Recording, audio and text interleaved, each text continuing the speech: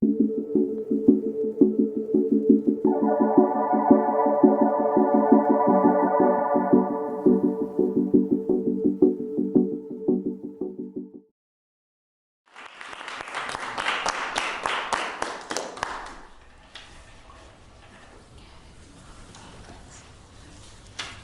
care about your loved ones and their futures?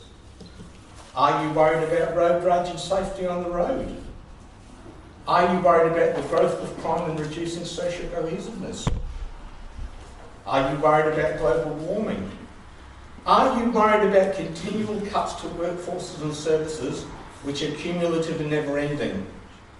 Mr. Toastmaster, members and guests, the core of social conscience generated in the Bible comes from the stipulation, do unto others as you want done unto yourself, which Christ strengthens into the words, love one another as I have loved you.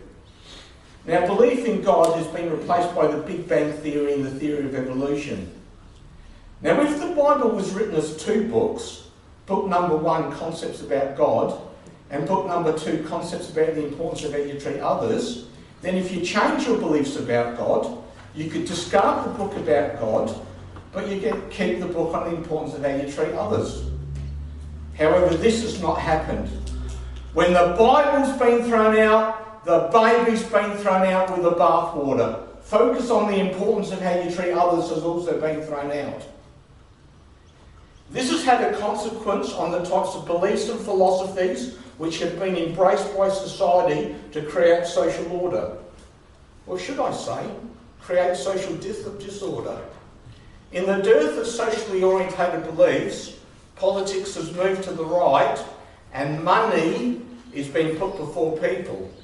Now, this is centrally expressed in budget surpluses and in what I call the fiscal razor. Now, in the fiscal razor, staff numbers are cut, but output stays the same. Therefore, the same amount of work is pushed onto fewer workers. Revenue stays the same, but costs go down, which means that management bonuses go up. However, this leads to an overstressed and overworked workforce. Budget surpluses are created when government services are cut and are no longer supplied reliably or cheaply to the public. Examples of this are electricity, health and education. Now, the combination of budget surpluses and the fiscal razor means that more people are forced to collate around reducing resources and services. Road rage is a consequence of stress in society as life becomes more difficult and processes untenable. In addition, the need to supplement resources through crime increases. But this is not the only problem. Not servicing medical conditions is not tenable in the long term. The only thing keeping emergency departments functioning is all the people that leave and go home because they're too sick to wait any longer sitting up in hospital chairs. Nurses have been telling me for over 10 years that when they go home and come back for their next shift 8 hours later, the sickest people are still waiting in the emergency department. What's the problem? The problem is philosophies which put money before people. It's all about the money. Global warming is just a consequence of this. Profit equals revenue less cost. Now, if you can dispose of waste into public space for free, profit goes up. Never mind the desolate wasteland you create in the future. What's my solution? My solution is to change beliefs in society. Society needs to go back to the words of Christ to love one another. Now, the problem comes from economic philosophies which relieve governments of the need to supply society and therefore take responsibility for it. Where does this come from? Well, it comes from market economics. However, market economics is a non-real world construct, makes assumptions, and does not relate well to many real world situations and needs. It has been pumped into you that social spending is uneconomical. But this comes from people that don't want it, leading society to head into the quagmire of social disorder created by not caring about others. You can't just turn a blind eye to the needs of society. You can't just defecate on the needs of humanity.